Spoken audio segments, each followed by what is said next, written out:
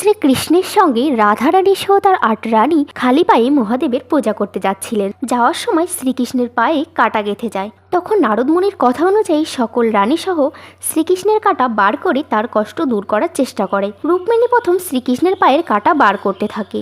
এমনভাবেই সকল রানী এক এক করে শ্রীকৃষ্ণের পায়ের কাঁটা বার করতে থাকে। তবে যখনই কাঁটা বার করা হচ্ছিল রাধারানীর অত্যাধিক কষ্ট হচ্ছিল।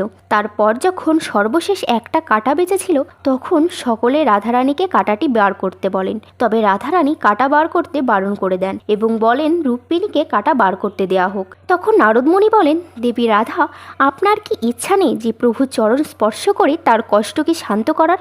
তখন জাম্বুবতী বলেন, রাধা, তোমার কি অপমান বোধ হচ্ছে শ্রীকৃষ্ণের চরণ স্পর্শ করতে?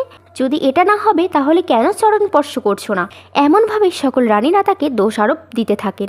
রুক্মিণী তখন শ্রীকৃষ্ণের শেষ কাঁটাটি বার করেন। তখন রাধারানীর আরও অত্যাধিক